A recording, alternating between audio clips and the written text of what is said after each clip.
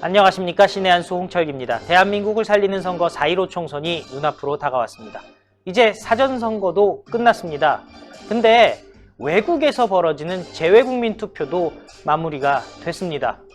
그런데 비행기가 없다고 해서요, 상당수의 공관에서 개표를 현지에서 진행하고 투표한 투표용지는 국내로 회송하지 않는다고 합니다. 투표용지가 도착하지도 않았는데 투표 결과에 집어넣는다는 얘긴데요. 사전투표도 투표용지 관리 문제가 지금 제기되고 있지 않겠습니까? 그런데 재외국민 투표는 더 걱정이네요. 이주희 기자가 알려드립니다. 안녕하세요. 안녕하십니까.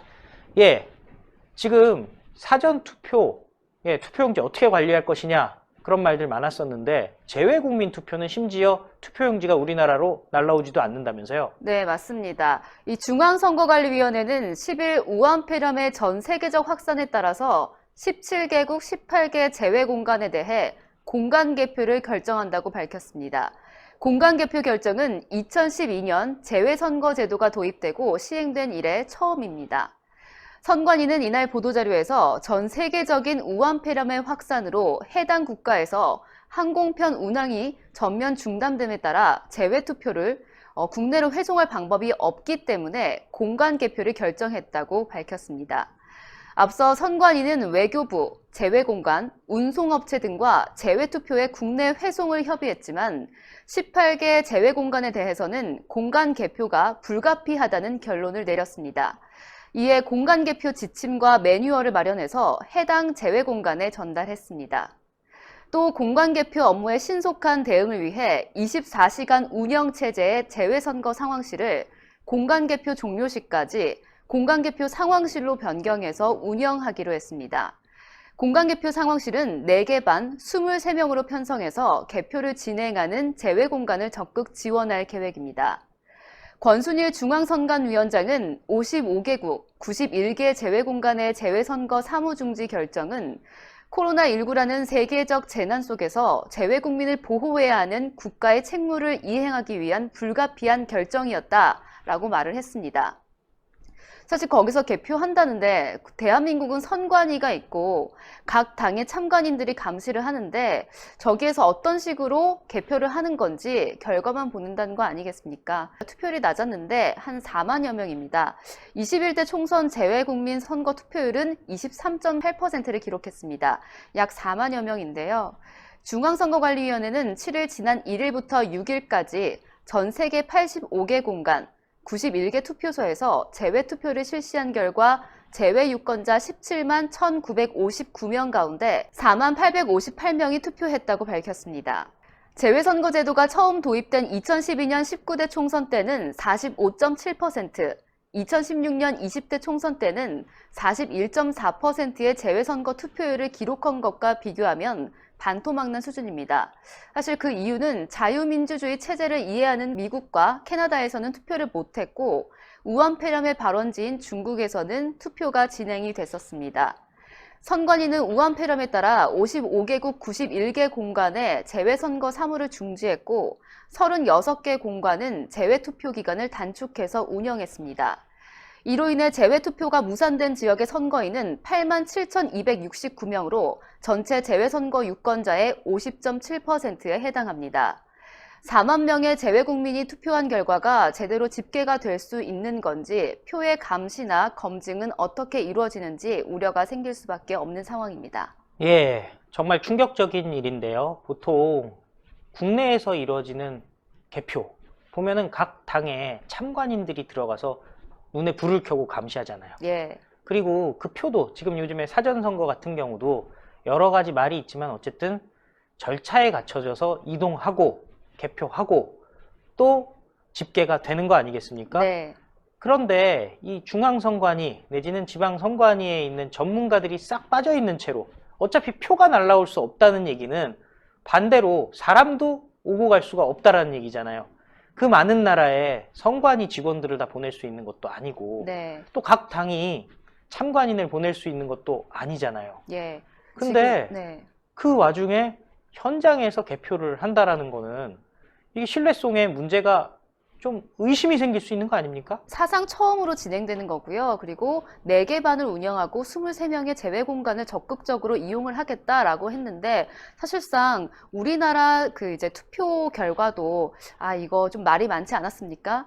사전 투표도 그래서 좀 많은 분들이 좀 꺼려 하셨던 부분인데요. 사실 역사상 처음 있는 일이고 뭐 매뉴얼과 지침이 있다고는 하지만 사실 각 당의 참관인들이 없는 상황에서 개표가 될 경우에 이게 정말 신뢰할 수 있는 것인가라는 부분에서 의문이 생길 수밖에 없습니다. 사실 사전 투표 같은 경우는 말도 많고 탈도 많아도 어쨌든 그 표 자체는 지역으로 가서 거기서 결국에는 집계가 되잖아요. 네. 실제로 표를 보고 집계를 하는 건데 이 경우는 외국에 있는 거지 않습니까? 네. 결국에는 수치만 보낸다라는 얘기밖에는 안 될 것 같은데 이거 이래 갖고는 국민들이 정말 불안해할 수밖에 없겠어요. 이거 네.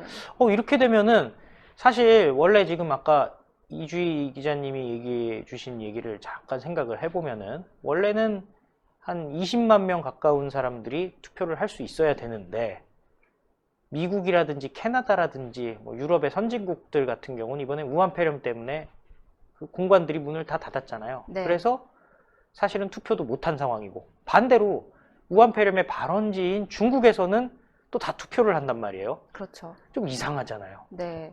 이게 정말 공관위가 이제 미국이나 캐나다나 자유민주주의 체제를 이해하는 나라들 아니겠습니까? 네. 그런데 이 공산국가 중국에서는 진행이 됐었는데 처음부터 공관위가 문을 닫은 것 자체가 정말 신뢰할 만한 부분인 건지 아닌 건지는 좀 의문이 들 수밖에 없고, 거기에 대한 어쨌든 투표 결과가 4만 표가 나왔는데 여기에 대해서도 정말 정확하게 집계가 되는 부분이어야 되지 않겠습니까? 네. 정말 한 표라도 우리가 정말 정확하게 신뢰도가 좀 있어야 할 텐데 무려 4만 표가 정말 어떻게 결과가 나올지 거기에 대한 국민들의 좀 신뢰하는 부분에 대해서 좀 여기에 대해서 좀 제기를 할 수밖에 없는 부분입니다. 네, 4만 표 전체는 아닌 것 같고 또 그 중에 일부인 것 같은데 중국 문제를 말씀을 드리자면은 중국 같은 경우는 중국에 있는 교포분들이 다 뭐 중국의 체제를 따라가는 분들은 아니겠죠. 찬성하지는 않으나 그럼에도 불구하고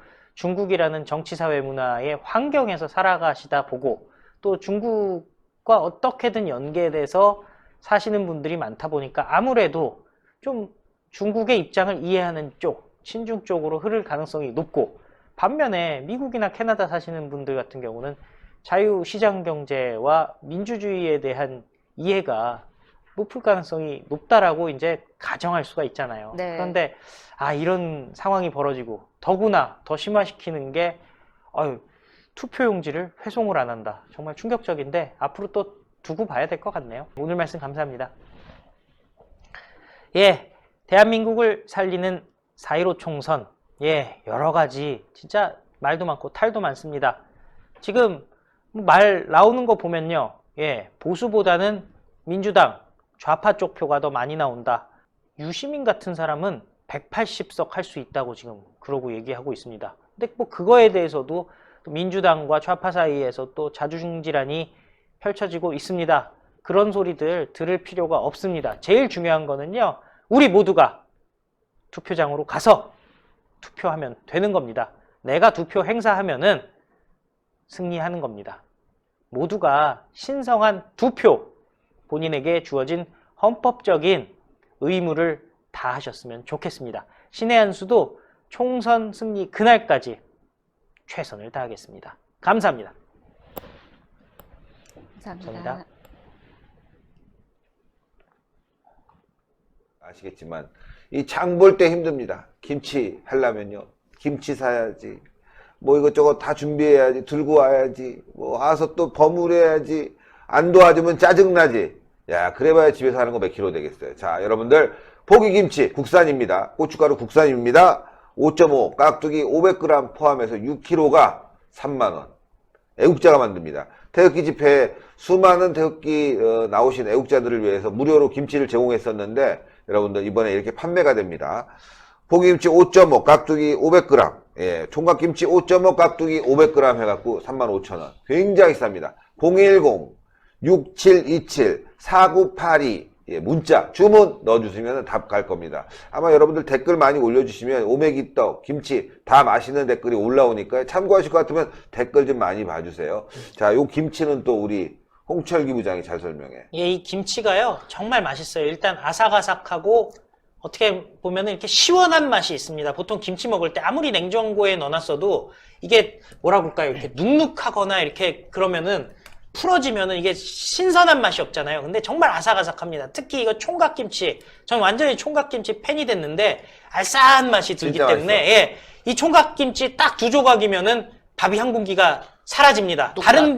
다른 반찬이 필요가 없어요. 그리고 무엇보다 가격이 정말 좋은데 저희 와이프가 3만원, 35,000원이라는 얘기 듣고 6kg에 그것도 깜짝 놀라가지고 이게 뭐 맛있다 맛없다 얘기를 안 했거든요. 근데 가격만 딱 듣더니 바로 먹고 싶다 그러면서 물어보더라고요. 국산이냐? 당연히 국산이죠. 해남 배추로 만든 국산이고요. 해남 배추. 예, 그리고 고춧가루도 국산 고춧가루를 쓴다고 합니다. 여러분들 잘 아시지만은 식당에서 김치를 만들 때 고춧가루가 이 중국산이면 향이 안 좋아요. 그래서 국산이랑 중국산을 섞어가지고 이렇게 그 향을 좀 타가지고 만드는데 이거는 진짜 국산 고춧가루기 때문에 향의 문제가 아니라 고춧가루 맨날 걱정하는 게 뭡니까? 혹시 쇳가루라도 들어있을까? 이런 걱정 있잖아요. 중국산 보면 그런 걱정을 하셔야 되거든요. 그런데 지금 대한민국 국산 고춧가루니까요. 국산 고춧가루 얼마나 고추가 비쌉니까?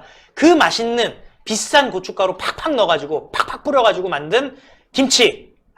근데 값이 3만원. 그것도 6kg에. 이거는요, 다른 데서는 먹을 수 없어요. 애국하는 마음으로 예. 하시는 거예요. 저희도 광고비를 거의 받지 않고 있습니다. 애국하는 마음으로 여러분들 어려울까봐 저희가 하는 거니까요. 자, 010-6727-4982로 문자 주문 주시는데요. 해남 김치가 좀 두툼해요. 그래서 받으시면은 한 이틀, 3일 숙성해서 먹으면 맛있습니다. 그리고 이제 좀 있으면 고냉지 김치가 나오는데 그때는 바로 드셔도 된다고 합니다. 중국산 김치는요, 김치가 후들후들해요. 국산 배추, 그 다음에 국산 고춧가루로 양념된, 예, 신의 한수 김치 010-6727-4982 문자 주시면 될 것 같습니다.